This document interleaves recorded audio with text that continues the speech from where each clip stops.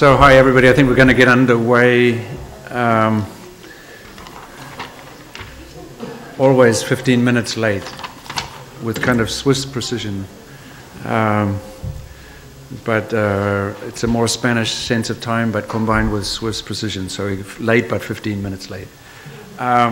Anyway, it's great to be here. I'm only saying as few things as possible because the room is full of such interesting people that the shorter I speak, the more interesting the evening will be. But of course, I love this event, and I'm so grateful to Clara and her gang at Latin Lab for making this possible. And it's part of a sequence. Maybe Clara will mention later.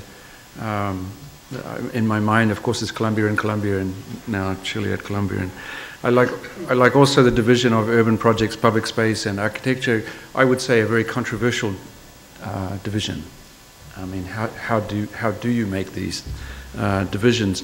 Or to say it differently, would we divide these things differently in the north than in the south? And clearly, a lot of the structure of today is some kind of north-south dialogue. But if we think about it more precisely, it's really not really a north-south dialogue, but a kind of northeast coast of the Americas and southwest coast of the Americas. So it's really a thin strip on the side of the United States in the northeast, as sort of fully represented by Harvard, Princeton, Columbia, and then it's that very thin strip of Chile on the southwest. So in a way, this north-south dialogue has already a kind of torque or twist to it, because perhaps we could say in no way could Chile represent the South, even represent Latin America, and probably it's equally true, in no way could one argue that the northeast coast of America could in any way represent America. In any way, we are in New York, which is not America. I mean, New Jersey is as close as America came to New York, and then it really stopped. Like really, it just said no, and the Palisades were formed to kind of avoid this strange. So here we meet, let's say, in neutral ground. New York, never simply north or south, but just totally confused. By the way, for those of us from New Zealand, Chile is very threatening because it's the only place in the world that goes further south than us. So for us, you're the only people that we look down on. Of course, for those of us from the south, to be looked down on is our great honor. Like this incredible power that we have to be in what is understood by the world to be as far down as you can be. So we always have an incredible mixture of humility and modesty, and we're infinitely nice. I imagine Chileans are infinitely nice. And we're about as arrogant as is possible to be for the very same reason. In other words, we're super modest because we're not worthy. We're just down here in the south, in the last corner, just Antarctica. It's just a few penguins and so on below us, and the odd scientist. And the real world is in the north, so we're obviously not worthy. But of course, the sense that we're uncontaminated by the world, we therefore have the best possible perspective on the world. So our humility is completely laced with deep and relentless arrogance, which myself, I personify the arrogant side, and I leave the niceness and humility to other people. But I just have to say that for us in New Zealand, Chile is a complicated. If you look at it, Chile is to the north and to the south of us, but further south. So, it's Cabo de Hornos? No, at the very south of the south. And we have also below us Stewart Island to the south of the south, but you win. You are further south. So hail to Chile. Anyway, so let's just say it starts off looking like a north-south dialogue. By the way, all the representatives of the north came from the south.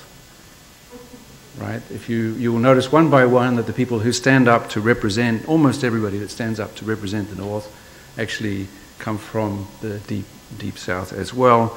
And probably we will discover in very complicated ways the sense in which certain ideas about the north are better preserved and protected and even incubated in Chile than everywhere else, which is why I think the question, where do you divide urban projects, public space, and architecture, how would those divisions operate in Chile? And I think beautifully captured in that title of the conference, Who Cares for Chilean Cities?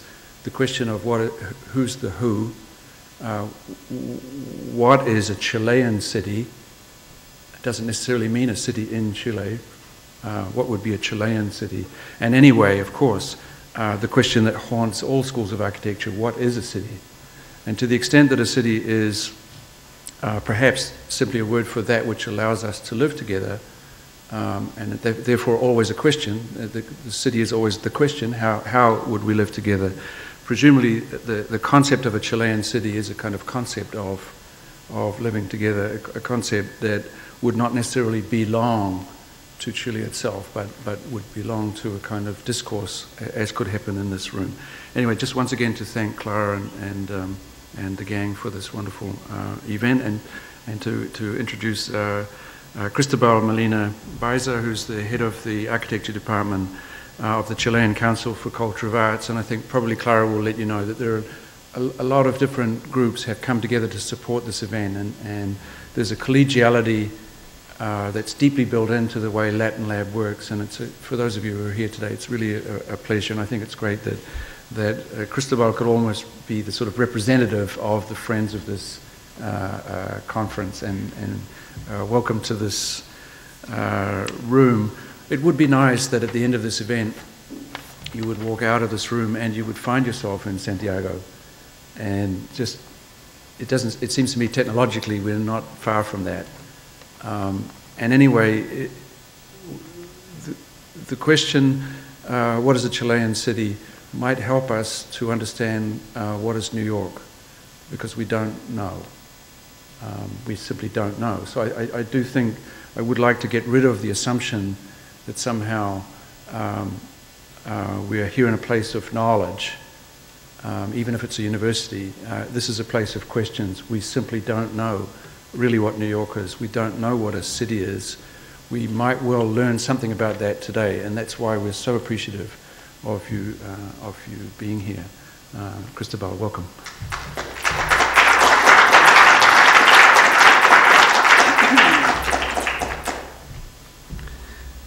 Thank you, Dean.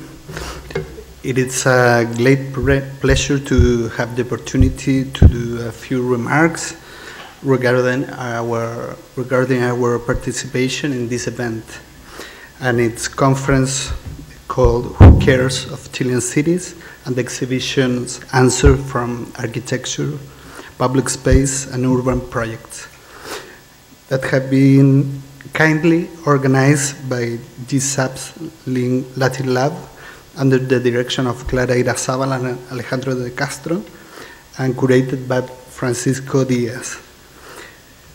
When we were asked in 2011 to create a new architectural unit at the National Council of Culture and the Arts of Chile, we start our work led by a simple question: how could we promote architecture in a broad sense as a part relevant of our culture, but considering its actual professional development, academic structure, and the historical activities of the Chilean Architects Association, but also considering its positions and influence in different ministries and councils who lead responsibilities on public buildings and infrastructure, urban planning, housing and reconstruction, or in the protection of the listed heritage, who are spread and not always coordinated inside the Chilean government. We consider also an important factor the unusual international attention of some qualities of our architecture and the fresh view and the innovative practice of Chilean architects and architectural scholars. We start trying to understand why our best architecture is not necessarily present in most public buildings, public spaces, or urban projects that are hired from the central government. And we search for the reasons why architects are not much involved as we wish in the debate and the decisions about the futures of our cities. We are aware that we have some structural problems to be solved, and we understand that the necessity to create programs and to work in aim of an architectural policy that can promote our architecture in a broader sense. We strongly believe that we have a critical mass of outstanding architects, and we can make a differentiation factor in the promotion of our culture, and this has not been done yet merely for the lack of a government policy. We decide to respond creating 3 specific programs to promote our architecture, but avoiding duplicities with other institutions, trying to cover voids and make a few useful interventions. First, we create a program of the promotion of quality in architecture and also in public space and urbanism. And in this program, our principal goal is to improve public tenders and promote architectural competition in Chile. Not only in urgent changes of the actual regulation, but also convincing authority about the benefits in to select a better architecture in response of their requirement. We strongly believe that the architectural competition can open new opportunities to promote architectural quality and contribute through architecture to improve a better quality of life. And the competition can open new spaces to involve the new generation of architects in the public investment. Second, we create the program of spread knowledge in architecture into society. In this program, we pretend to involve general public through our support to conference, publications, exhibitions, looking for their dissemination and valorization in society. Third, we create the program of the promotion of the Chilean architecture abroad, increasing our presence and improving our participation in the principal international events such as biennales, conference seminars, academic exchanges, and also international competition. We are now entirely working in these 3 specific programs, but also we have included the architecture as a part of the regular funds of the Council. Many interesting projects have been selected through different open calls since 2011.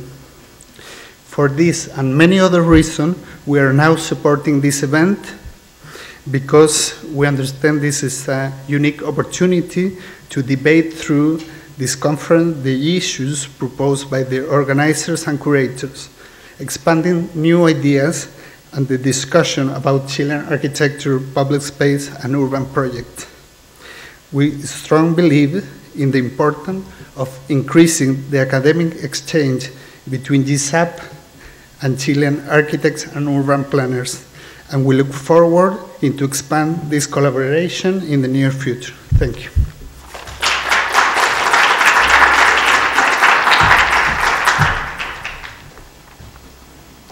Thank you, Cristobal. Good afternoon and welcome to Chile at Colombia. Who Cares for Chilean Cities? A conference and an exhibit. I want to start by acknowledging and thanking everybody and all the institutions that have made it possible for us to be here today. Thanks to the Dean, Mark Wigley, for his generous welcoming remarks and for the support that his office has granted the Latin Lab in general and this conference in particular. Thanks to Gavin Browning, Director of Events and Public Programs, and Paul Dallas of GSAPP Events. Thanks to Marwa Ciuta and Adam Butler of GSAPP's Exhibitions, Eduardo Rega, Carolina Ilie, and Jess Nagan, who did a terrific work for the exhibition just out of this room. Thanks also to the Institute of Latin American Studies, ILAS, here at Columbia, the Colombia Global Center in Chile, the Embassy of Chile in the US, the Chilean Consulate in New York, and of course, great gratitude also to the Chilean Council for Culture and Arts, especially to Cristobal Molina, who almost 1 year ago was one of the first persons that supported this initiative. Thanks are also greatly due to Alejandro de Castro, Latin Lab's project coordinator, for contributing in multiple ways, and architect and now GSAPP's master's student, Francisco Diaz, whose skillful and dedicated curatorial work secured the distinguished levels of this conference and its accompanying exhibition. We thank all invited speakers coming from Chile, from Cambridge, and all our sibling institutions in the Northeast, and my Columbia colleagues, Saskia Sassen, Enrique Walker, and Galia Solomonoff, who have offered advice and play an active role in this event. We also acknowledge other colleagues and students who have volunteered or cheered us up along the way. We're glad that the Latin Lab could be an instrument for the realization of this collective project. Finally, I thank you all for being here, and most particularly the people that are commemorating today Good Friday or Passover. I will grant you that this is a unique way of commemorating these holidays, but I'd argue it would be a valid one if we inch closer to get to more sustainable and just cities. Since its inception in 2010, the Latin Lab has served as an intellectual platform for research, education, and service initiatives related to architecture and urban planning in Latin America and the Caribbean. The Latin Lab has engaged in multiple research and teaching projects and has held numerous events. This event is the third major conference, annual conference on its series, Urban Latin America. Based at GSAPP, the lab aims to become a reference in the study of the built environment and community development in Latin America and the Caribbean, and its diasporas across the world, and a premier resource to contribute to their just and sustainable transformations.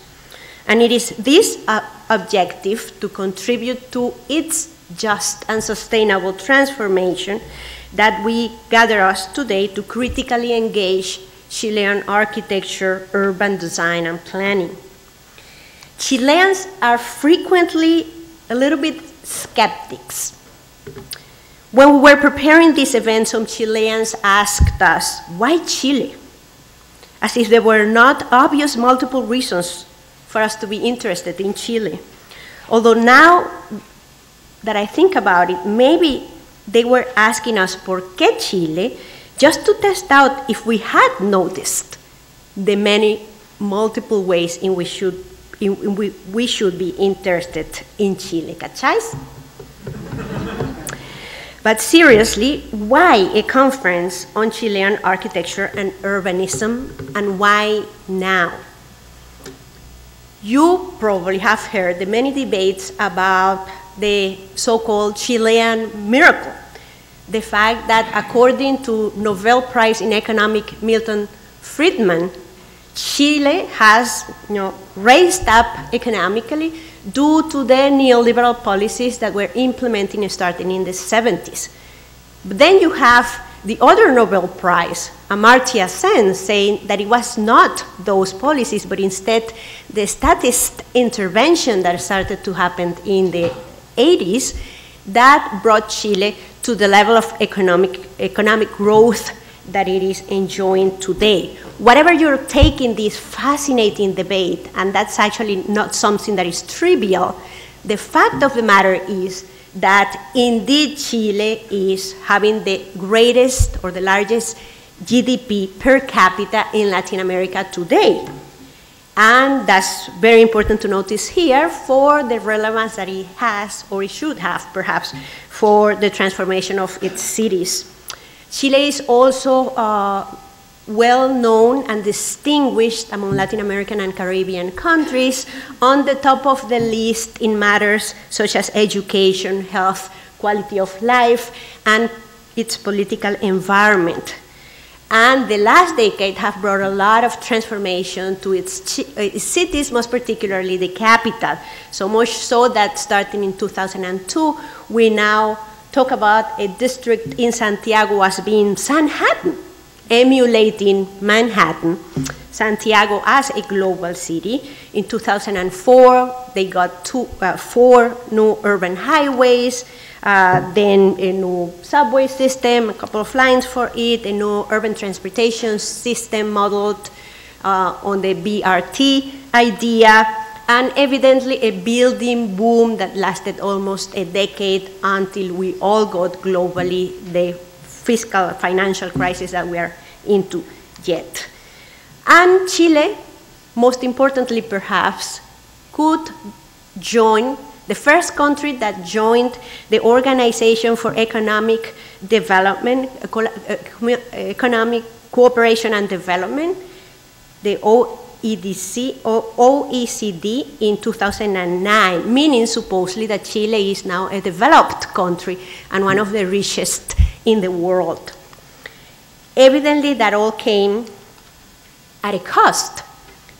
And it is very pertinent to realize here that if we divided Chilean society in deciles, the last or the richest decile will have an income higher than double the one of the second decile. It has also meant that in that organization, the OECD, Chile is the country with the highest inequality. You can see it here. But it's not far from the US. They are neighboring countries along those lines. Unfortunately, that's also something that they share in the area of poverty. Here you have the third country, Chile, and the fourth, the US. That has created 2 versions of Chile, if you wish, and the middle class squeezed, and ever more squeezed in the middle, the ones that live in or close by Sanhattan, and many others.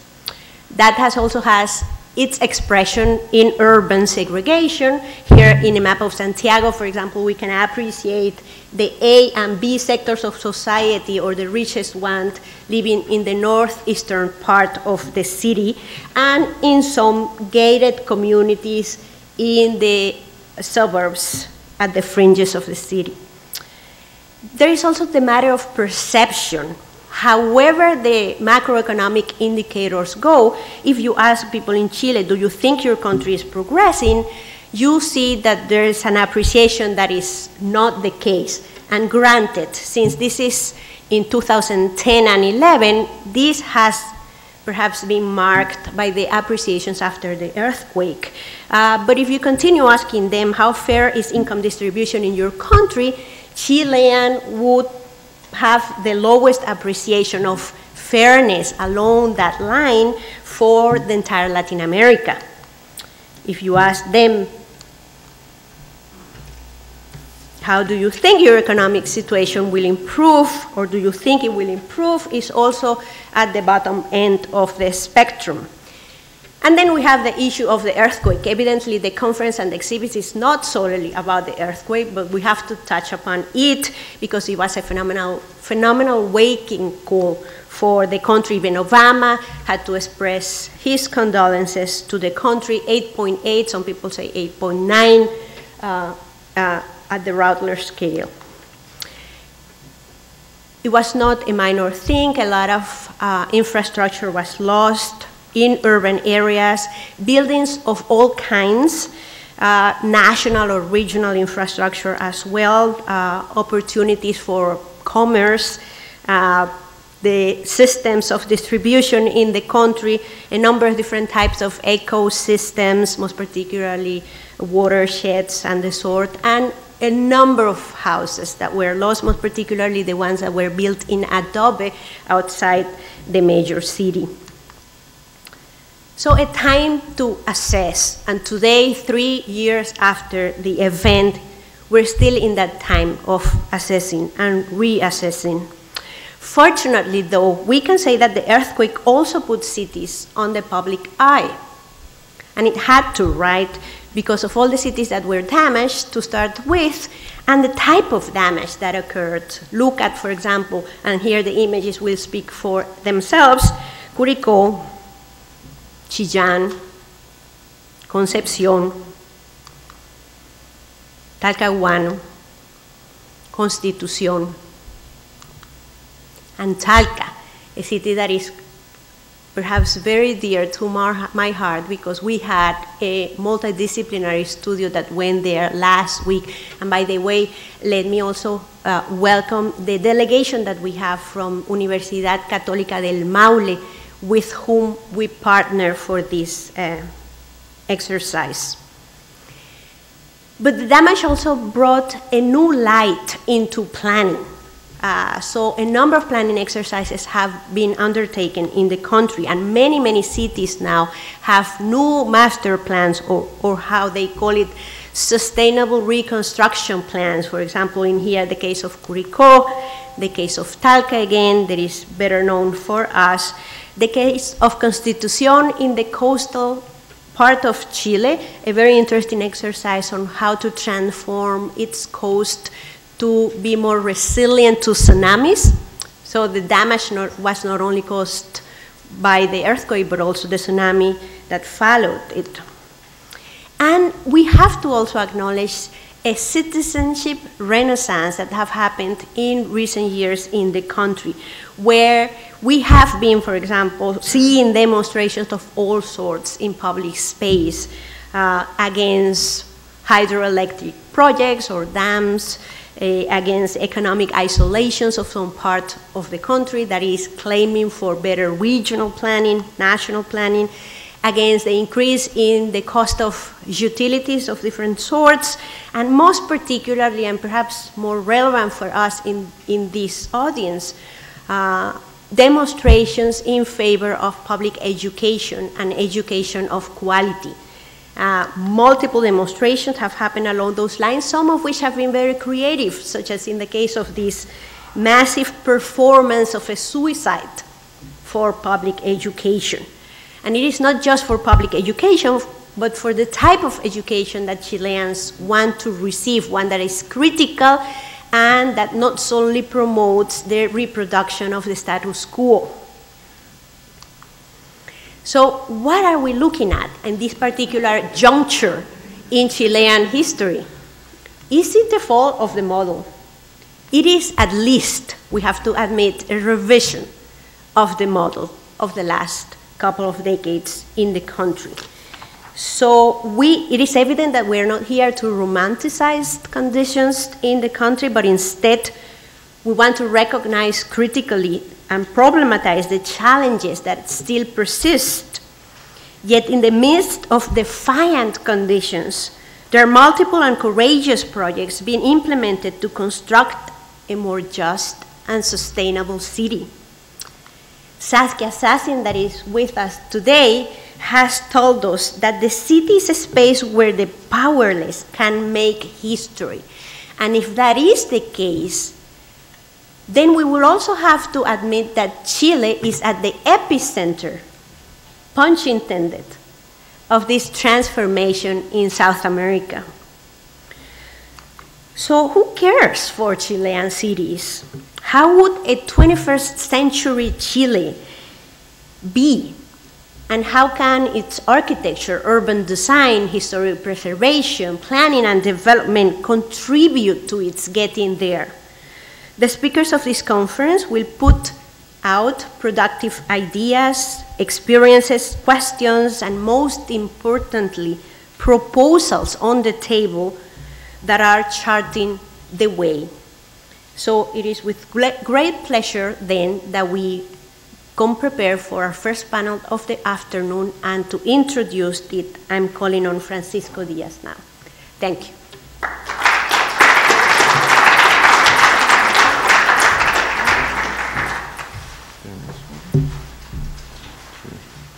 That's it. here? Is hearing well? Perfect. So, well, first of all, thank you all for being here today. Clara asked me to explain the format a little bit of the event itself and to introduce the first panel, so I'll try to do it briefly.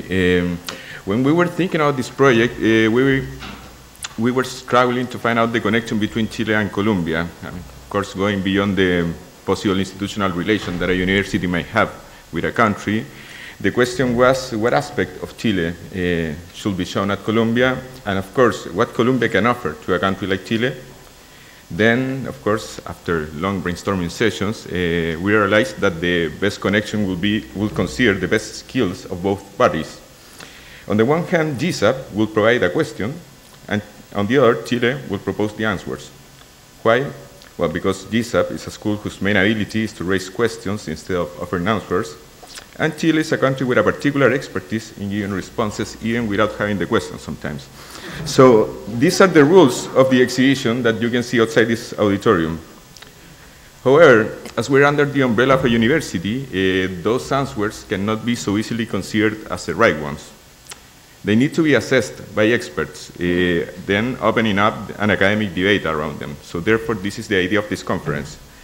But again, what might be a question that Colombia should raise about Chile? I will provide a brief contextualization to explain the point. Not so long ago, Chilean cities were left behind. Some architects concentrated on designing beautiful artistic objects on the astonishing Chilean landscapes, while others were focused on planning opportunities for urban sprawl. In their escape, either to natural landscapes or to the suburbs, both groups were, consciously or not, losing interest in thinking about cities. But as Clara has shown, in the last 5 years, that choice proved to be problematic for a country with an 85% of urban population. The failure of the new transportation system in Santiago in 2007, the big earthquake of 2011, and the social movements that occurred across the country in 2011 reminded us that the city was still a territory of unresolved contradictions and that the citizens were not willing to sit back and wait for someone to solve their conflicts. Therefore, when architects and planners forgot about the city, they were the ones who ended up being left behind, fortunately. So within that context, where conflicts intersect our fields, the question was, who cares for Chilean cities? As we are in a School of Architecture, Planning and Preservation, we decided to ask that question to Chilean experts related to our fields. We didn't want to bring practitioners to talk about their own works or projects because that format tends to prevent discussion. Instead, we choose to invite scholars who, closely in touch with both national practices and international debates, are in a way in the best position to initiate a critical conversation. We, thus, invited 3 Chilean scholars to curate works or projects of the last 5 years that show possible answers to a question, who cares for Chilean cities, from 3 different scales, architecture, public space, and urban projects. So in this conference, we will have 3 panels focused on each of these categories. The first panels, as you can see here, will be focused on urban projects, and it will be confirmed by Eduardo Bresciani, who will present the 3 cases he selected, Saskia Sassen, who will assess Bresciani's selection, and Clara Irazábal, who will moderate the discussion. The second panel will be focused on public space. We will have Romy Hecht presenting her selection, Stan Allen will be in charge of the assessment, and Galia Solomonoff will moderate the discussion. Finally, the third panel will be devoted to architecture. It will be opened by the selection made by Rodrigo Pérez de Arce, then continued with the assessment by Iñaki Ábalos to finish with a conversation moderated by Enrique. As a last remark, it must be said that this event, Chile at Colombia, should not be understood as a celebration of Chilean architecture and urban planning, but rather, as the title of this event indicates, as an assessment that should open the path for further discussions. Actually, our aim with this event is to curate an academic debate, a discussion around the contemporary status of Chilean cities, in order to open up this question to the public sphere. So that is the kind of conversation we want to begin today.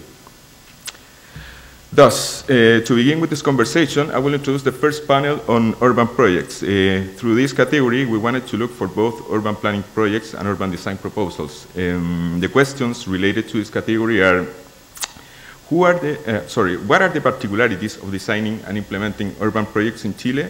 How do urban design and planning shape the way citizens perceive and live the city? How do they influence quality of life in the city? And finally, how do urban projects contribute to tackle the persistent challenges of sustainability and equality after the earthquake? To propose answers to those questions, we have invited Luis Eduardo Bresciani. Luis Eduardo is an architect from the Católica University of Chile and holds a master in urban design from Harvard University. Between 2000 and 2010, he held the positions of Secretary of Housing and Urban Development of the Santiago Metropolitan Region and Head of the National Department of Urban Development of the Ministry of Housing and Urban Development of Chile. His recent publications have concentrated on the lessons of post-disaster management in Chile. And currently, he is Associate Professor and Director of the Master of Urban Design at the Católica University. In charge of assessing Bresciani's selection, we are really honored to have Saskia Sassen here with us. As you may know, she's a sociologist, professor of the School of Sociology, and member of the Committee of Global Thought of Columbia University. One of the most respected and influential voices in these fields, her research is focused on globalization, urban sociology, and sociology of transnational processes. Among her books, we can find The Global City, A Sociology of Globalization, Territory, Authority, and Rights from Medieval to Global Assemblages, and Cities in a World Economy. Finally, we will have a discussion moderated by Clara Irazábal, she's the director of the Latin Lab and assistant professor of urban planning here at GSAPP. She received a PhD in architecture from the University of California in Berkeley and has 2 masters in architecture and urban design and planning. Her research focuses on processes and politics of planning, especially in Latin America and Latino US, and of course, their impact on community development and socio-spatial justice. So, to start with the conversation, please join me in welcoming Luis Eduardo Bresciani.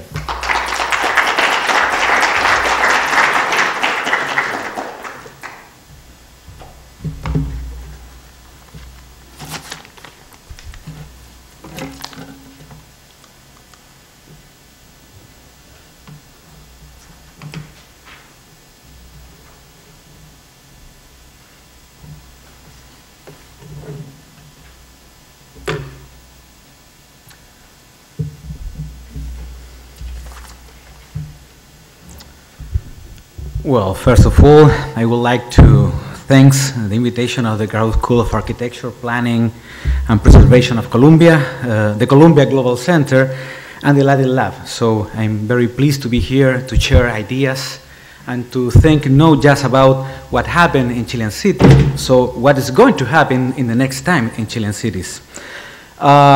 Secondly, I would like to say that, of course, I am a professor in the architecture school, but also I am a practitioner, so I have some bias when I talk about projects and about policies.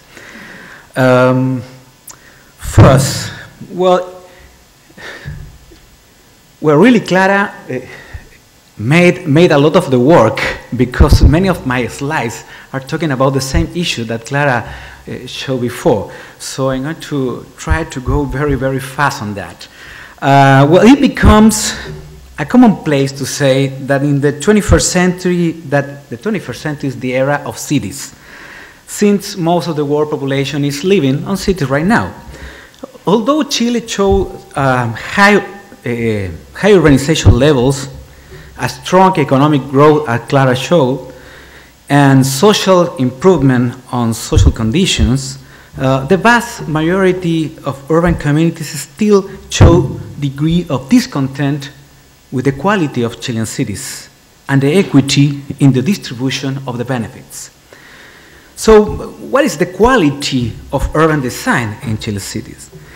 The 3 urban plans and projects presented here are part of a shift in the way as urban designers and planners are, we think, rethinking cities, learning rather than doing.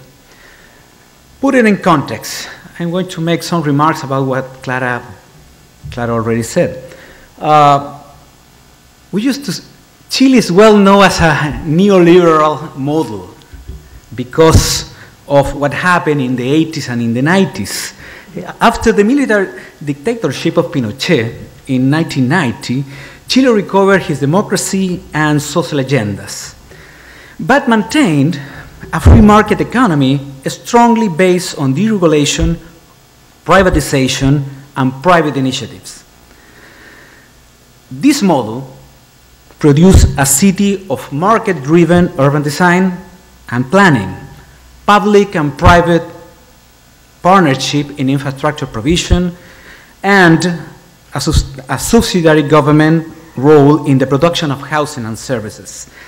The city then was transformed into a space for economic growth, global competition, international distinction, and the production of private architecture charged with symbolical capital, like many other cities in the world. This is the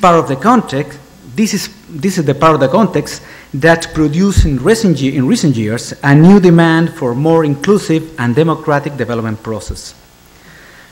Well, I could summarize in 6 points this new context that the Chilean cities is facing. First of all, 9 out of 10 people are living and dependent on what is going on in the cities.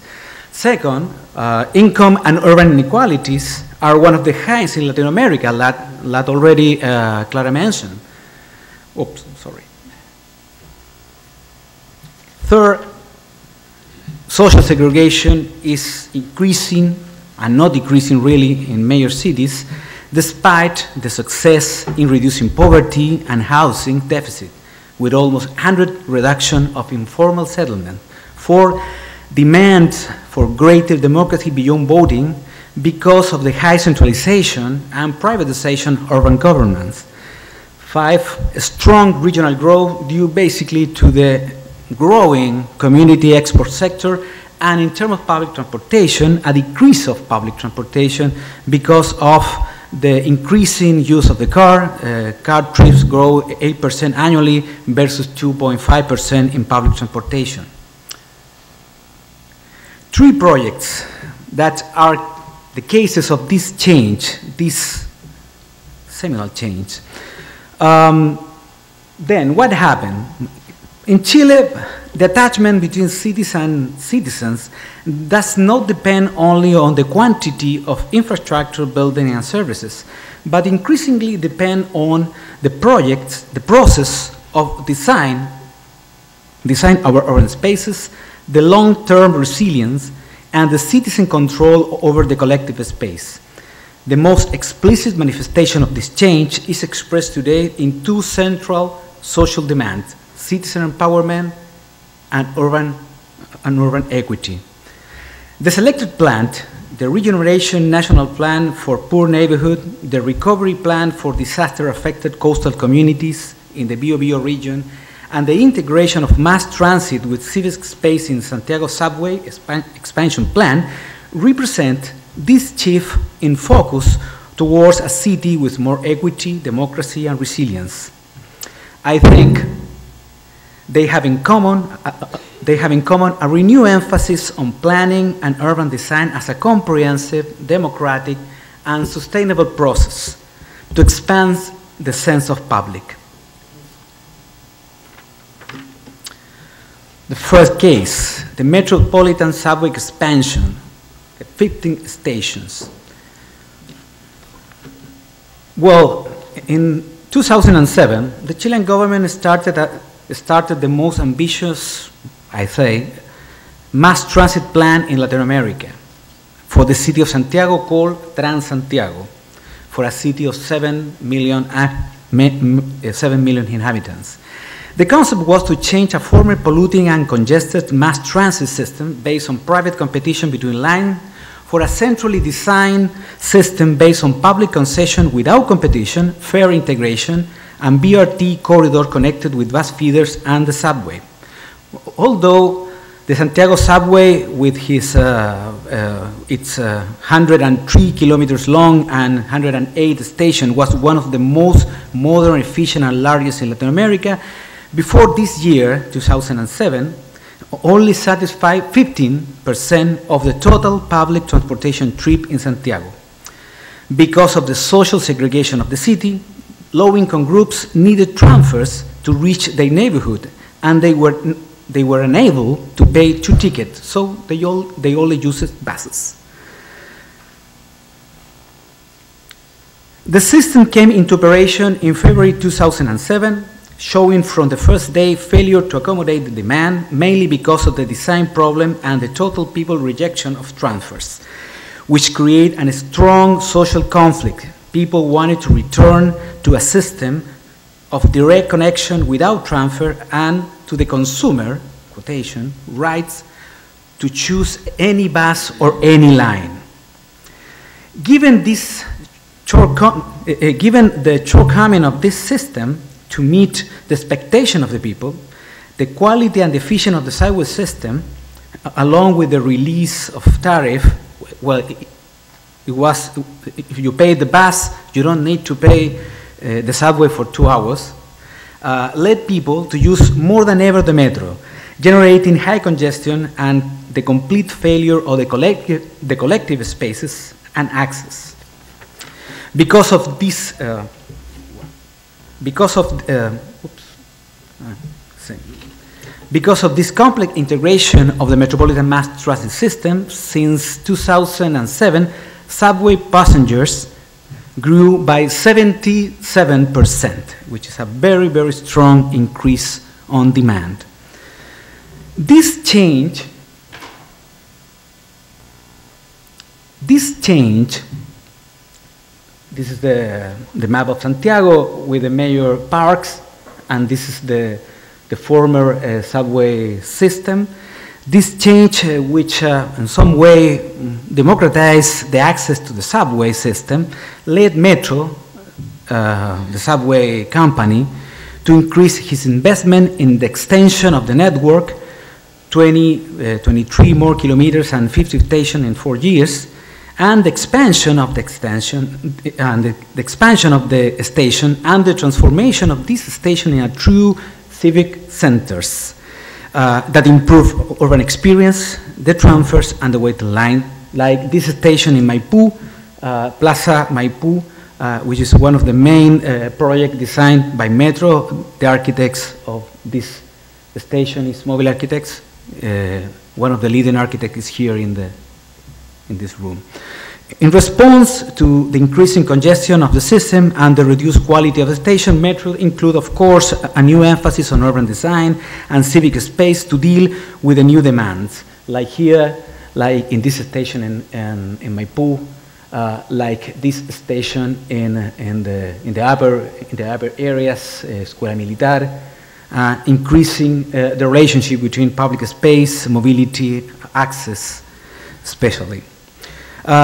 These changes transform the sidewalk lines and the station into a civic space, designed not only to accommodate the new demands for mobility, but also to embrace a wide variety of social, cultural, and democratic expression, like the demonstration and protests in 2011, where most of this space were used by students and unions to protest against the right for public transportation. Like in this setting, this is the Maipú subway station where Camila Vallejos, a leader of the Chilean student movement, is giving a speech to 1,000 people in the station. This change, of course, the way as cultural people look at the station and transform the idea of Metro as a civic space rather than just a mobility infrastructure. The second case, the Neighborhood Regeneration National Plan called Quiero mi barrio, I love my neighborhood. Between, well, this picture, which was used in at the beginning, it was taken by me. So, so Francisco, you need to put my name there. Of course, this picture is not looking at the outskirts. The city is, the city is over there.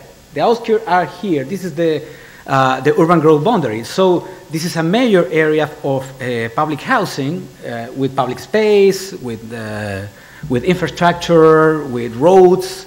It's a formal city, but it's completely separated and segregated for the rest of the city.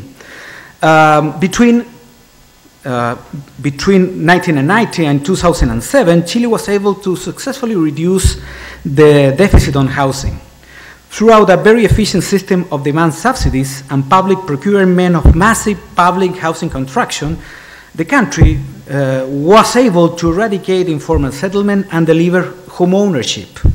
Today is around 80% of the population has a home. But there was a bad side of this story. And communities were not really satisfied with that. According to recent surveys, 65% of the residents of this housing unit want to leave their neighborhoods. The problem,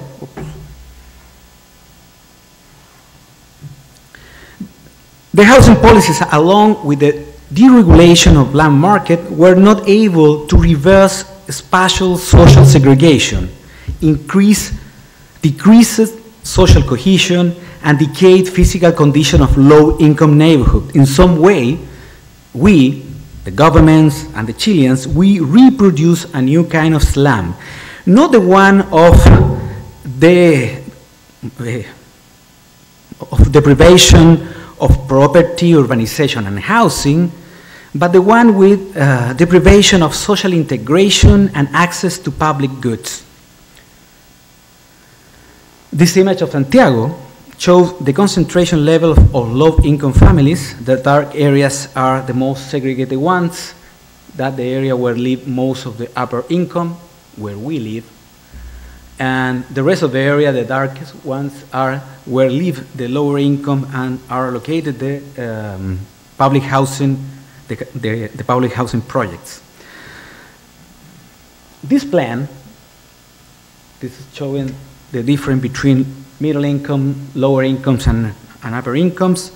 The plan, the first response to this problem was a plan to regenerate 200 neighborhoods all around the country, called Quiero Mi Barrio.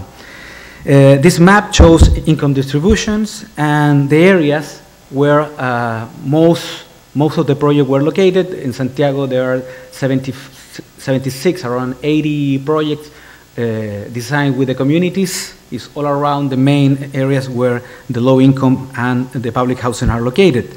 The neighborhood regeneration national plan tried to respond to these challenges in more than 200 neighborhoods with a sustainable and holistic approach to rebuild socially integrated communities with a planning process that links projects and public spaces, housing, and community building, with social initiative that aims to empower community organization and heal the neighborhood identity and trust. The plan recognized the multidimensional nature of the cities, and above all, it wanted to recover the sense and pride of what is public. These are some cases of projects that deals with master planning of income areas and reurbanization, the connection with cities, with neighborhoods and housing renovation, social amenities, public infrastructure, sustainabilities, public spaces, the relation of the community with the public spaces and the working with cultural issues, the basic renovation of streets and a small part of the neighborhoods, and of course, the idea to empower community by means of participatory design, budgeting, and management, cultural engagement, and organization. The final and the three last case is the post-disaster recovery plan for 18 coastal towns called PRB-18, Plan por Recuperación de Borde Costero, 18 comunidades. Well, basically, as you say, the earthquake and the tsunami of February 27 in 2010 in Chile affected an area of more than 1,000 cities and small towns, 25% of national population, with a particularly high degree of destruction in coastal towns and villages, where the tsunami swept through entire communities. Around $10 billion of damages, 285,000 homes affected, $10 billion in public infrastructure, 28% of properties in historic district completely destroyed, 297,000 jobs lost, and of course, some social conflict that emerged from this. But the result of the disaster was not only the destruction of building and infrastructure. The chaos that followed for days and weeks after the disaster and the slow pace of reconstruction was the direct result of government failure at many levels, the weaknesses of the emergency management system, and the coordination between urban planning policies and agencies. This slow reconstruction process, full of expectation and highly centralized, forced the families who were living in transitory camps to protest for the progress of the solution.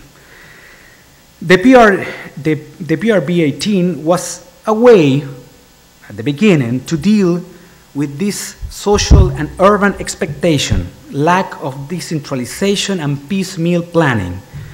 It's an example of learning and overcoming this condition.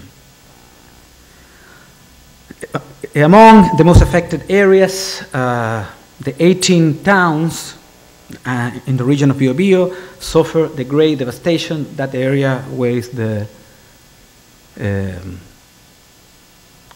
where the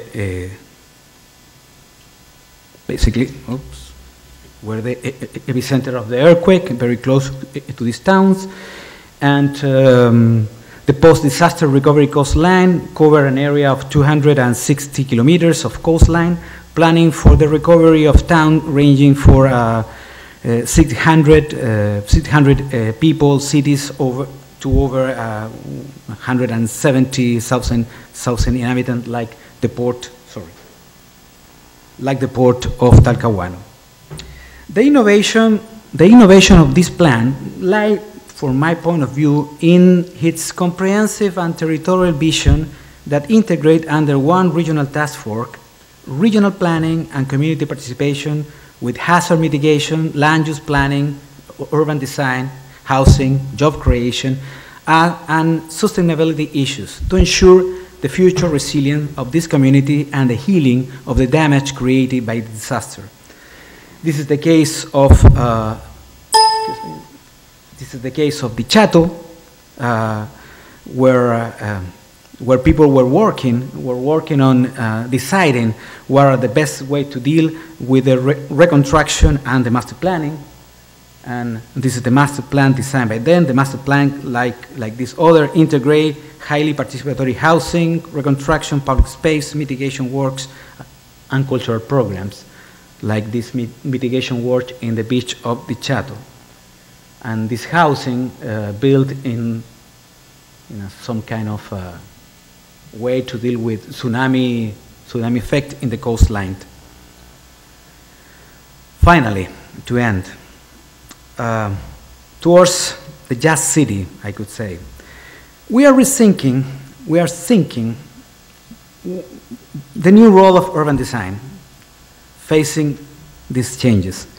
Cities, of course, are depositories of the dreams and aspirations of the large majority. And for that reason, the design of urban projects and plans should, I think, focus on guaranteeing citizens, particularly most vulnerable groups, the right to live in a sustainable city and neighborhood. The new urban context has raised new demands for urban equity, greater citizen participation, social inclusion, civic urban design, and decentralized governance. Perhaps, and I hope, we can say that the urban design and planning in Chile are moving from the neoliberal city to a greater consensus for the just city, independently who is running the government. Thank you.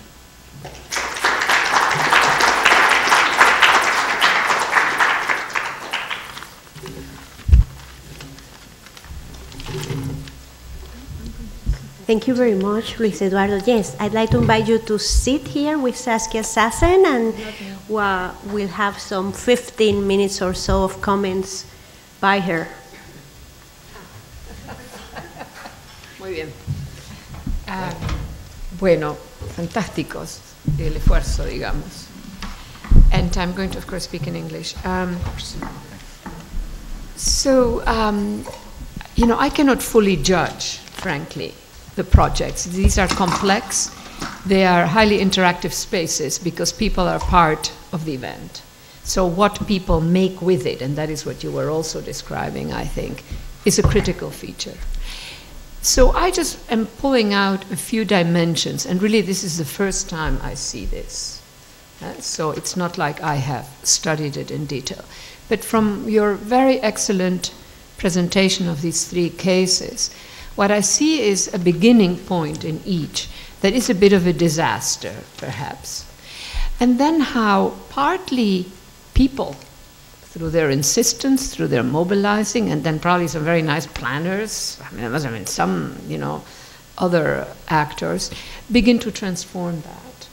And so what strikes me as an observer, as an outsider, who does not know the details of that whole situation and context, the prehistories, you know, the histories in the making, there is a lot that I cannot judge.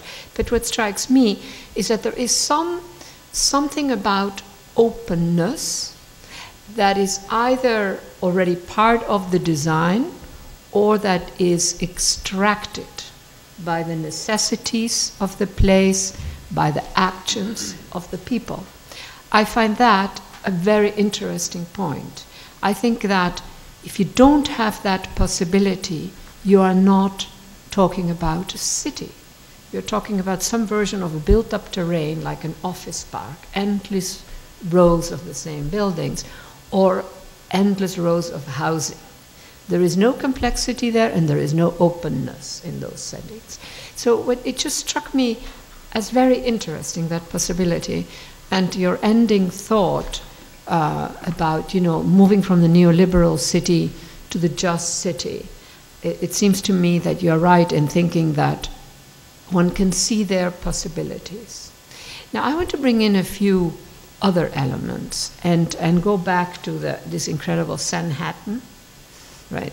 So in my global city work, it really, if you read it carefully, it's too long and boring to do that, but this is not an urbanist's book. I mean, I think that the city, you know, we always mention the population dimension. Over half of the people in the world live in cities. What is left out is that the city, global cities are spaces of power. You know, they are not simply a city. They are spaces where power, however materializes, becomes visible, and it can be engaged by those who do not have power. And that is what I saw a bit in your projects. And we cannot be naive about this. You know, there can be beautiful architecture, beautiful public spaces, and it is still a space of power. And this fact that it is a space of power and hence a space of contestation also comes about because more and more non-urban sectors, mining, ports, corporate agriculture, are becoming urbanized. Because it is in the city that their management, the accounting, the lawyering happens. So the city is today a frontier space.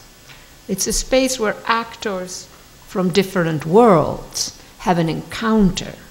It's a strategic encounter, and it's an encounter for which there are no rules, no established rules of engagement. You know, in the colonial times, the frontier is way up at the edge of the system, and today it's right there in the middle of our big cities. So what I see in your also interpretation of those projects, because we are also interpreting, is that possibility of engagement. And that in some cases that engagement is a productive engagement, because at the end there is an outcome that is different from where it started. And I don't know, the way you present it, of course, you emphasize that time one, time two, also with the subway, the metro. In the first project, when I heard you present the first one, I didn't know what was coming, right? By the second one, I was on alert. Aha, there is time one, and then comes time two in this presentation. But so now just a few comments, having said this, having made sort of these general observations. So going to the first one, there seems to me when you present to be a bit of a leap, and that leap either is hiding a lot of stuff, or that leap somehow happened, which I have a very hard time believing. So you have a system, mind you, a system that is made of a lot of material stuff, so it cannot be shifted easily. And it's somehow, because of reclamaciones, of residents, of students, of whatever, the student movement gets involved, and other things begin to happen. To me, that transformation, I must tell you, was not as clear as it was in the other two projects that you described. So in that sense, there was something that I couldn't follow, and maybe I missed something. But my question then to you is, are you actually saying that a very material, fixed, heavy, serious stuff type of infrastructure, like a metro, and for that matter, buses and all of that, was actually altered through the practices, the modes of using of the users, and maybe of members of the communities. You know, there's something there that needs a bit further elaboration for me to understand what was the role of mobilization of people in the city in terms of getting a transformation done. Or was that mobilization just claim making and not much had changed? You know, it's a bit wobbly. Now, the second one, the housing one, is much clearer, I would say, in the sense that there you have this incredible notion that you see in many parts of the world. Let's put them all way outside there and build endless rows of housing, but there is nothing. This is a story that repeats itself around the world, and it is disastrous. Because, you know, when you were so kind to cite my notion that in the city, where you have cityness, the powerless can actually make a history, but if you ship them all way outside there, it becomes far more problematic, because it's like warehousing people. You know, it's also the space, you know, just the what do you call it, the grid, the classic grid. That does not help either. You know, you need other formations in a way. And then this step two, I guess, again, I'm not totally sure how we get from 1 to 2, but that already indicated to me a sort of a transformation, you know, saying, all right, let's try to do something differently. And I don't know if it was in those same spaces or if it was in another space. You have to clarify that. But again, there it's clearer, but still, it's clearer what the aim is, you know, what you want to do. Now, it seems to me that keeping significant sectors of the disadvantaged population inside the city proper is enormously important. It is important not just for their own well-being, so that they can be also political subjects. That citizenship there is a far more active condition than in endless stretches just of housing. But it's also important for the city. I have a little project, you know, that I'm sort of obsessing about, which is that to what extent what we call in the European tradition urban culture, urbanity, all these terms that come positively marked. To what extent, and we can just think about Manhattan. Manhattan thinks itself so, I don't know what, you know, sophisticated, urbane. And so what I'm after is, I'm always a bit of a detective, detecting what all has come from thick, localized, non-cosmopolitan immigrant neighborhoods and African-American neighborhoods, and gets modified and eventually reconstitutes itself as what we call urbanity. Sort of my best quick dirty parallel is a lot of Bach music, right? Which comes from folklore. You want to dance with it when you hear it, right? That how we lose the connections. And so I think of the urbanity of our cities as being fed in a very, very significant ways by what we register in the actual locales where some of the stuff originates as non-cosmopolitan, thick, you know, almost folkloric type of cultures. And so where that housing development is transformed, to me also matters. Is it connected to the city? Now, I think there are other issues that enter into this picture, and that is that there are a lot of types of economic sectors nowadays, which are, and sort of I put them together under this notion of urban manufacturing. It's a manufacturing that is servicing service industries. Think of opera, everything that is theater and culture. Think of everything that is design, high design. A lot of urban manufacturing. It's a sector that is invisible. It's invisible to the eyes of the mayor's office. It's invisible to the eyes of urban economists. It's invisible to your average planner. Manhattan alone has 600 metal working shops. They produce for the MoMA, for the Museum of Natural History, for the Metropolitan Opera, etc. That is an invisible world. Now that is a world that you need to recognize, and the people who work there, often it's a very networked sector. They need to be also in the city. You can't just ship them all out. So both for economic reasons that connect to the highly ranked, the preferred, the privileged sectors, and for reasons of just making city-ness, I think it's very important to keep that community. Now, the last one, the terrible earthquake. I don't have a clear sense of what happens there. Time 1 is clearly very dramatic, very devastating. I do not have a clear sense of time 2 there, but you end it with a very clear either description or hope. I don't know. A move away from sort of the liberal city. Now, the liberal city, I just want to come back again to this notion. Our cities nowadays, our big cities, but also our small cities that are very sort of mixed, are enormously, they are sort of nodal points in power logics. Not most cities, but many cities. And Santiago certainly is that. Mm-hmm. They are the place where global capital hits the ground and becomes visible. So for me, a key issue for having enormously diverse neighborhoods right there in the city is that is the one moment when this kind of power that rules the world, that is mostly invisible, a lot of it is electronic, has that material moment when it can actually be engaged. And it seems to me now, I'm not a typical urbanist. I'm very concerned about power and powerlessness. Those are my driving categories. So to me, the rebuilding of a city after an earthquake is an extraordinary opportunity to make sure that you have this diversity right there inside the city. It's important for the future of cityness, and it's important, I think, for making visible all kinds of actors and sectors of the population who are a critical part of it.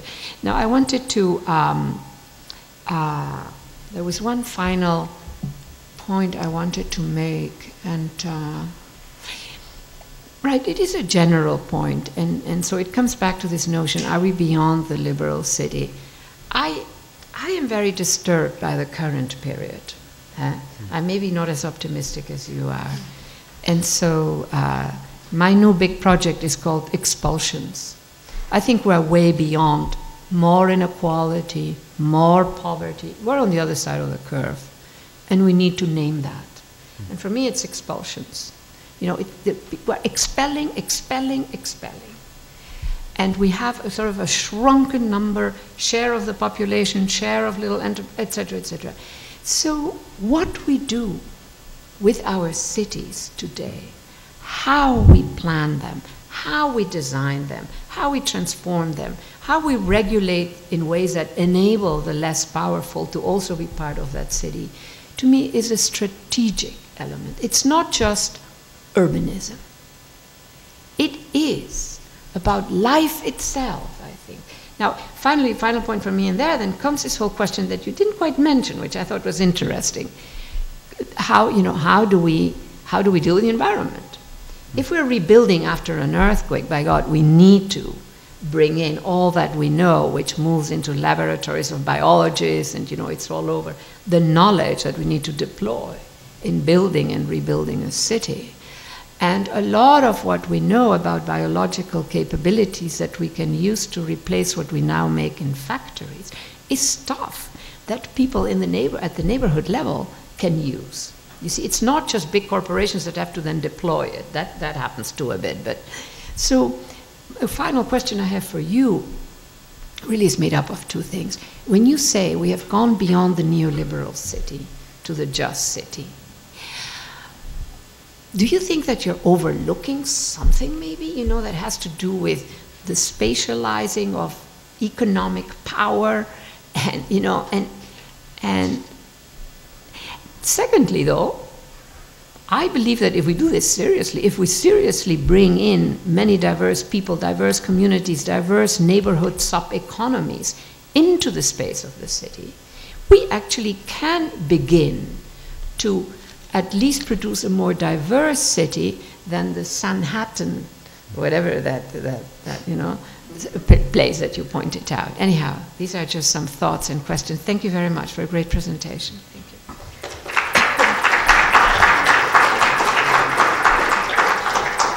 Thank you, Saskia, for very provocative comments. Luis Eduardo, why don't you take a couple of minutes to respond to that?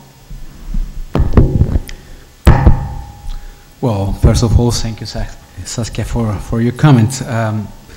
When I was invited for Clara and Francisco, it was a very tough decision to select 3 good cases about urban planning and urban design. Because most of these plans, they have the lacks and the weakness that we all see in the current situation. Sometimes some plans have some public engagement and public participation, but generally are very top-down decide, like the metro. And we know as planners and urban designers that finally it's not just the design which decide which is going to be work or is going to improve the empowerment of the community. It's based on the power relationship, who is in charge of that, what is the transference between the power from the government or from the locals to the community. There is many other issues that are related to the quality of what is going on, because we think this is more a process rather than a product. So these 3 plans are, from my point of view, just an examples of something that's going on. We could use that emerging issues to transform what is going on in the institutional level, which is the most important thing. I think when you work on urban design and planning, finally you end up thinking that the best way to design is changing governments and changing institutions and giving power rather than designing. It's not just a plan. Many people here have been working in competition about parks and landscape and urban plans, and finally, it's not just the plan, it's who is taking the decision, who is in charge of that, what is the process, where the power is located. So we know that. But we think that these are a kind of light on the tunnel that make possible to rethink the way as the governments, local government and central government work in Chile. For instance, the metro case is just an example how the design of a mobility infrastructure is changing because the need of give room for the people. But there is no public engagement. In that process, the only thing that what happened is that the metro company discovered that they needed to change his mind, but the process is very top-down. You're right. It's very top-down. They consider the people, they consider the new changes, the cultural need, but it's very top-down and probably change the way as they're looking at the station and the public space, but it wasn't a process of public engagement, advocacy planning, or things like that. But it's changing because for the first time ever, the architect that were working on some of the station line in Maipú can tell you that for the first time, people in the central government running the metro company discovered that there was something more important rather than just mobility. There were people, there was space, and there were neighborhood around. So that was a point achieved. So about the neighborhood recovering and the reconstruction, I think it's the same thing.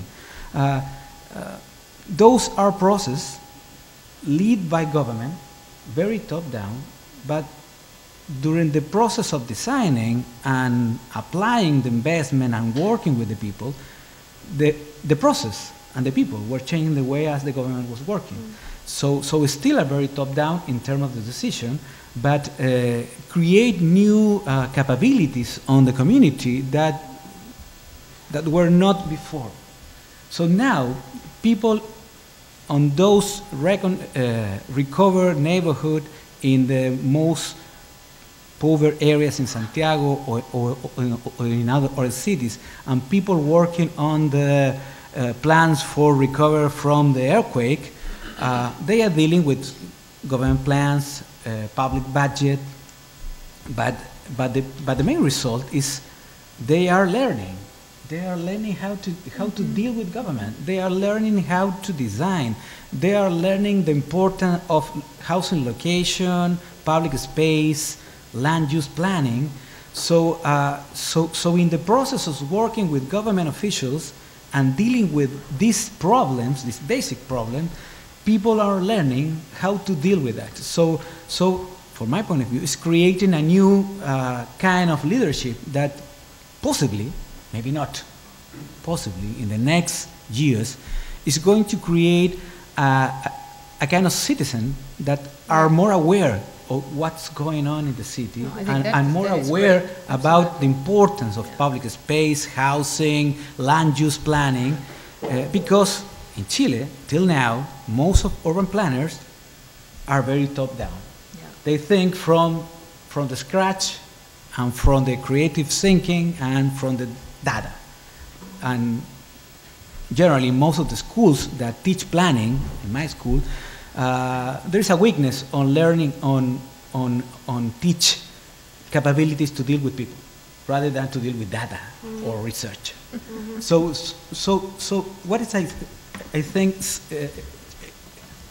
things are changing, and probably the next step is you are able to empower people, and you are able to create citizens that are very aware of what's going on in the city and the importance of the place and the importance of the public and the importance of the land use and the development. You are going to change the distribution of power, and you are going to need to change the tools as the government works, because Chile is a very democratic society, quotation, liberal society, but 70% of the decisions, 70% of the budget in Chile is decided from the central government. Not from the local community or local government, from the central government. So we are dealing in a very complex problem, because it's not just the mayor has a lot of power. No, the mayor hasn't any power in Chile. The power is on the president. The president takes decisions about reconstruction, about urban program, housing, etc. So that is why I think in this case it's just looking at light in the tunnel to change what's going on, and maybe we can take the chance to improve the condition, or maybe we can just look at it and see, ooh, it's nice.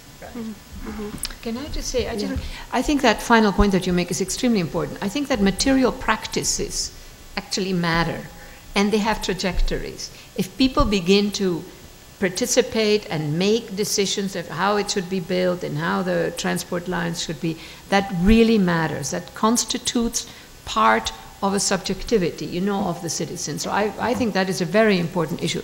Second point, it's not only in Chile where the central government, the executive branch of government, where the prime minister, they have, over the last 30 years, no matter what country you look at, gained enormous power. That is another reason why what happens in our cities are one of the few spaces that is sufficiently complex, sufficiently significant and consequential, that a certain kind of combat, I don't mean armed combat, I mean contesting, learning, etc., has to happen there.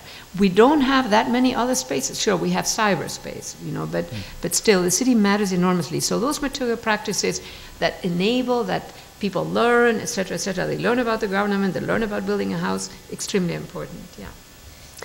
Saskia, you're telling us that you understood this presentation on Chile as telling us that cities are great foci of change and tumultuous change, for that matter. And in particularly in Chile, some of the projects that that Luis Eduardo commented on are brought about because of the circumstance of the earthquake and the tsunami. So my question for both of you, a provocative question perhaps from a Chilean context or from a global context, would be, do we always need disasters for major projects like this to take place?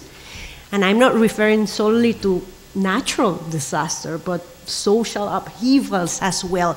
And can, along those lines, consider the neoliberal city as a disaster in and of itself? You speak first. No, because I have my answers ready-made. I mean, I know exactly what I want to say, but we're really talking about the Chilean city, not necessarily the cities in Chile, but another possibility for a city. Well, really, I don't have the right answer. Maybe Saskia could. But I would say that in Chile, generally, changes and shifts are happening facing disasters. When you face crisis, there is a strong power to create consensus. I think, for instance, in the case of the earthquake and the tsunami, we are losing many opportunities because the government took the decision to rebuild houses and infrastructure in just 4 years, because it's the term, because it's the term of the president. So I think we are losing the opportunity to learn about what we need to change in terms of institution, finance, distribution of power, new planning tools to be prepared for the next disaster. From my point of view, generally disaster crises are the best way sometimes in our countries to create consensus, and we should take advantage of that. But well, of course, I would like to learn and have progress just without disaster and without crisis.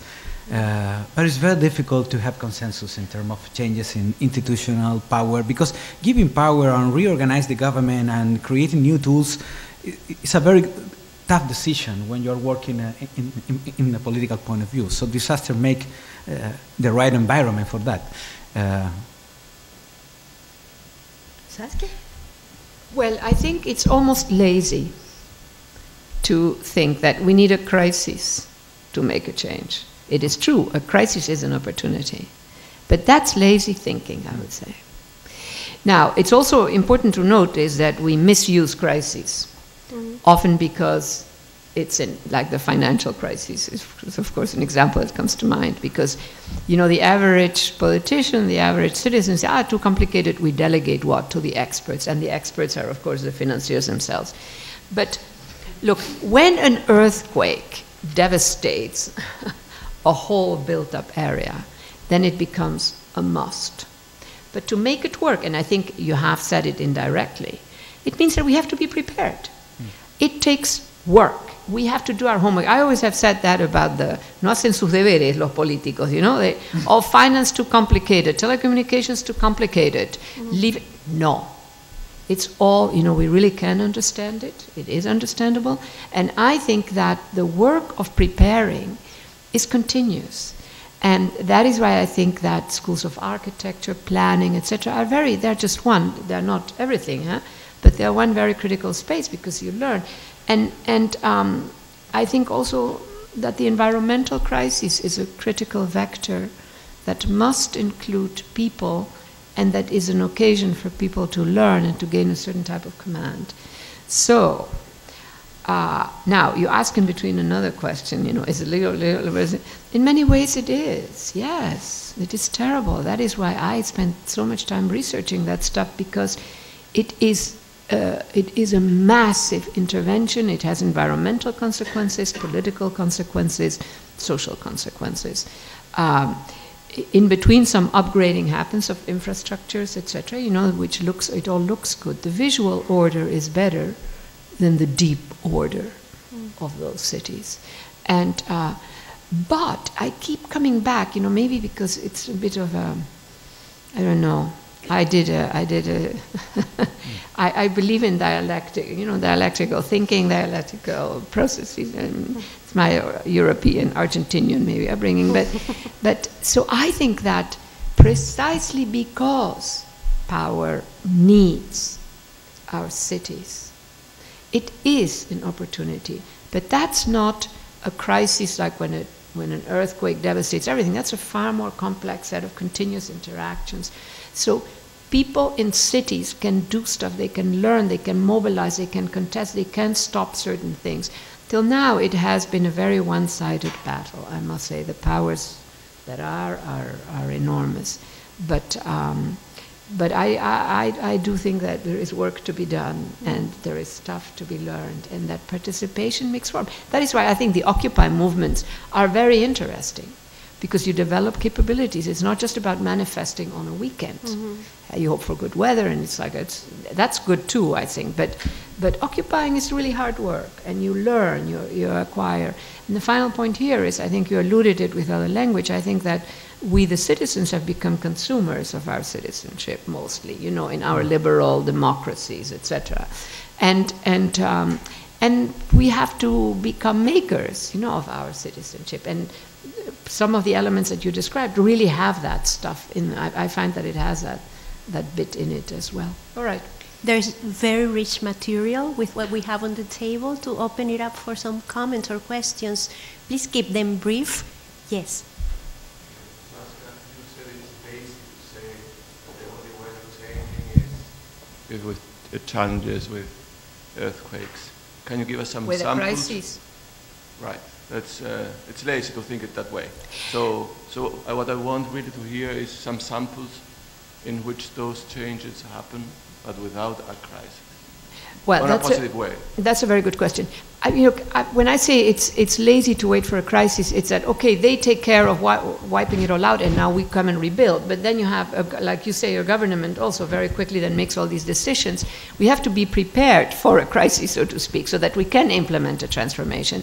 Now, cases of transformation, you know, yes, there are.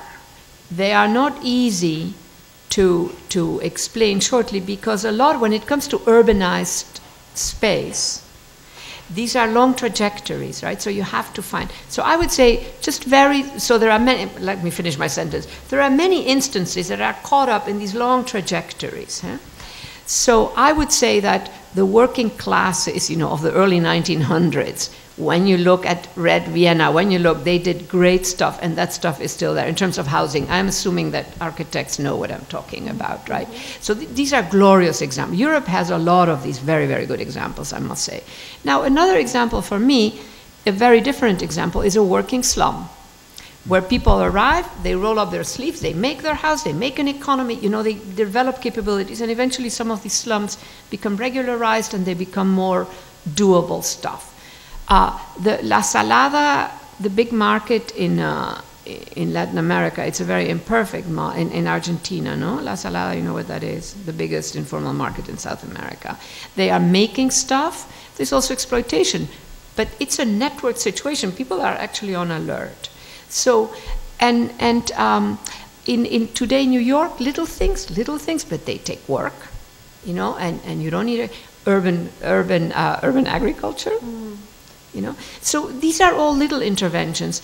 Now, there are bigger interventions, but I think there you need, we had the syndicates, you know, the labor unions in an earlier period. What do we have now? We have to organize, and I think the Occupy movement is one of those organizers.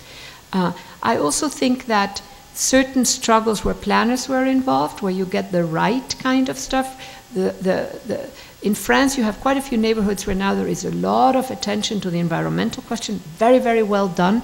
That mobilizes neighborhood. In Austin, Texas, Austin is a very special place in Texas. Texas is truly a problematic state. Where the government has different, the government of Austin is socialist, so you know it's a bit different. The mayor, little mayor, that mayor has a bit of influence.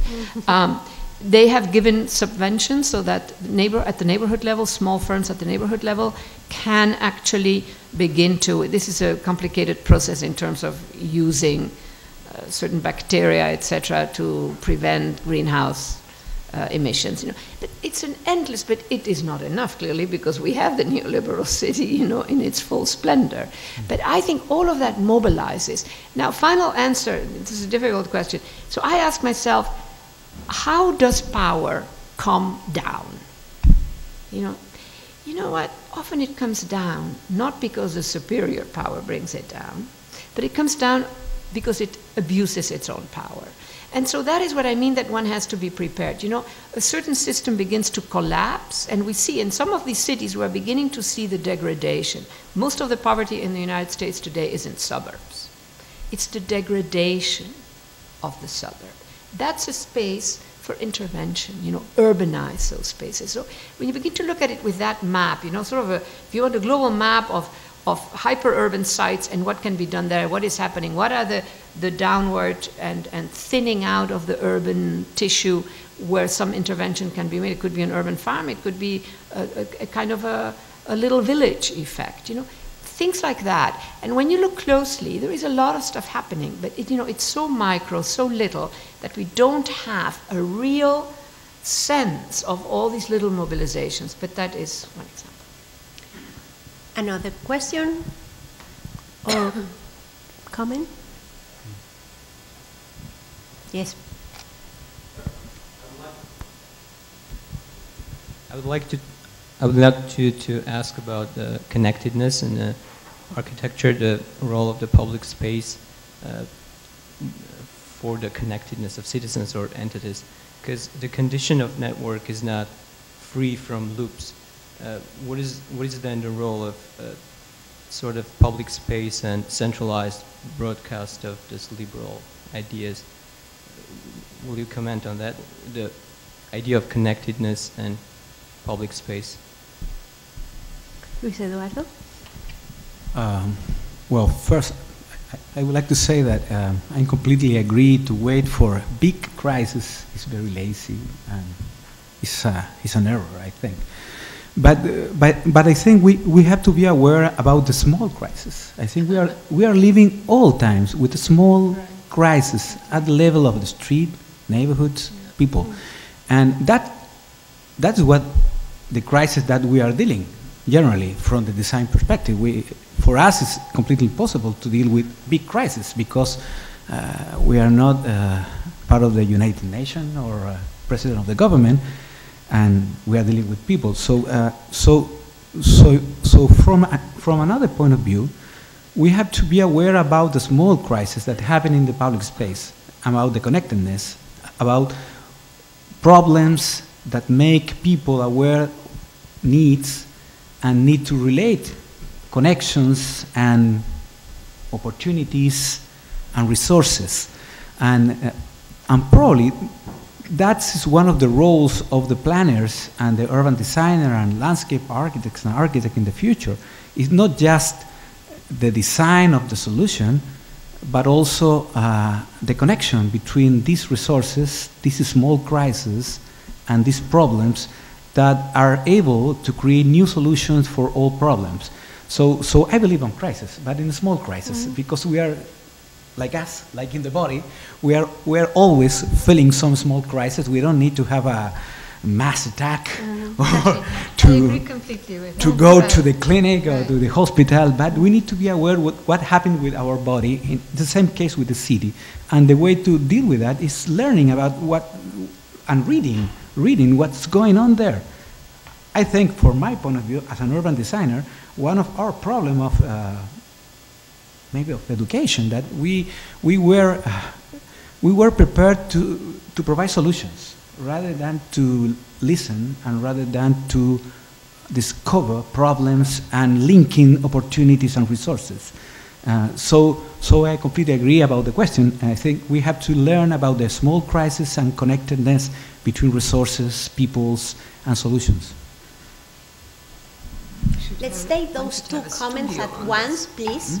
We should have, one There. should have a studio. No, detecting, what is... Hi, yes, from Luis Eduardo's presentation, idea is that, so there's a big, and from Saskia's analysis, there's a big focus in disasters, social disasters like Transantiago, and natural disasters like massive segregation in Bajos de Mena or the earthquake and the later tsunami. So what would you say about the idea that these disasters are like windows that expose like social conflicts that they are already in the society? So Chile, it's like a very unequal society, but these disasters like show us like very evidently these conflicts that they are over there, and how these like urban projects are like opportunities to kind of seek solutions for these kind of problems. Let's take the other comment as well. Thank you. I'm glad Luis Eduardo brought up the point about small disasters, but cut my question down a little bit. I want to go back to your point about learning, and you've made several references about these, we're seeing this, I think in particular, the state learning from these cases and so forth. In my own research in Santiago, the disaster that I studied was the neighborhood sense of disaster when the highways were first proposed. And this goes back to the mid-1990s, 1997. And so I'd like to hear from you what the lineage, kind of expand the sense of learning, the lineage of learning from those urban protests around highways to the types of practices that you're describing now. I'm assuming that there is one, maybe there isn't, but I think it goes back to Saskia's point that there are these micro practices, meso practices, and in Santiago there are histories of social movements and attempts to connect these social movements in contestation with the state and their urban policies. Easy question, you go ahead. Coraje, señor. No, but very well put, very good language. I like that, the way you said that, that's very good. Oof. And you have 0 minutes, by the way, to respond. That's easy, that makes it Well, easy. Actually. well, I'm going to take another way, but it's important to say that there are different kind of crises, and in urban planning and urban design, there are areas of the practicing that are more advanced, are more connected with what's going on with people's neighborhoods, places, and needs. For instance, if you work with housing, low-income neighborhoods and disaster area, there is a more clear connection with the needs, people, space, and infrastructure. But you're talking about highways, for instance.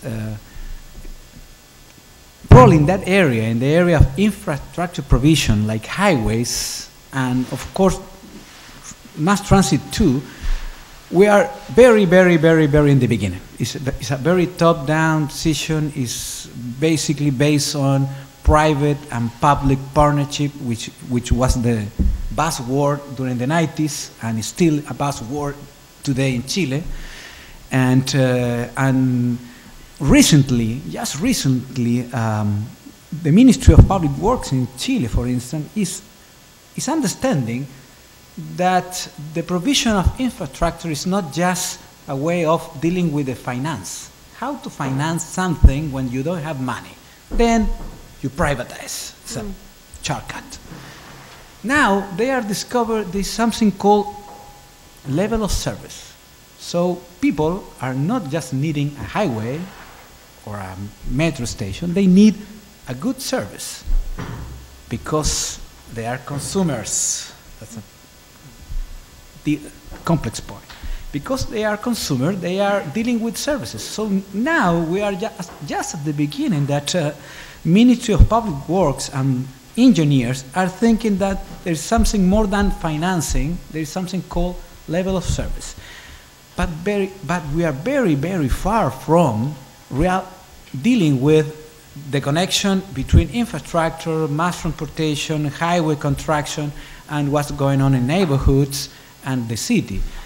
Recently there was a strike or a demonstration against a highway in Santiago, Américo Vespucio Oriente, which is a highway built on the upper area of the city, so people are very aware of the destruction of the public space and dealing with construction process. So now the highway stopped. So for the first time, again, government is thinking that problem with struggles and peoples is stopping development.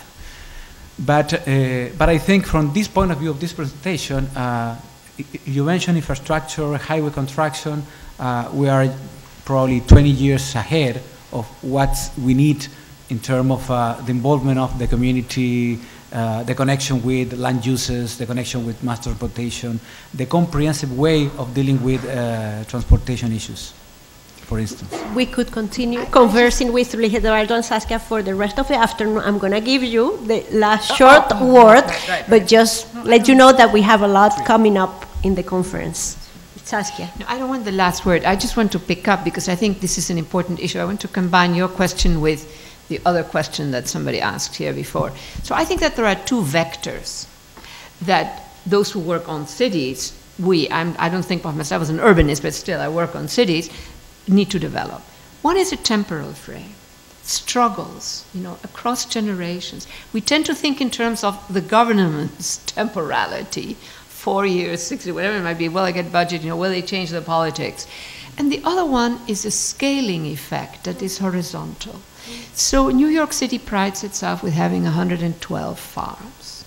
I mean, you can spend your life in New York City and not see one of them, or never intersect. In other words, the system pushes towards rendering micro-interventions, especially neighborhood interventions, invisible, and zero learning curve. So for instance, I would do a studio, if I were a planner, I would do a studio where I would track and make visible a scalar dimension that actually becomes significant when you bring in all of that. Now, to do that, actually, you need to go and ask people in the neighborhoods, what are they doing? You see, and so then you begin to get a visual map of stuff in the city that is different from the official map, which moreover is a top-down map, you see all of that. And I don't know if I'm explaining myself, but bring in the temporal dimension and bring in on one map those 112 farms, or whatever, all the other interventions. And then you reconstitute that urban space in terms of micro-struggles, micro-interventions, and not just, the major and highly visible ones. A great agenda on which to consider public space and architecture after a short break. Thank you very much, Luis Eduardo and Saskia. Thank you. Muchas gracias. Para mí un honor. Qué divina la conversación. Sí, todo muy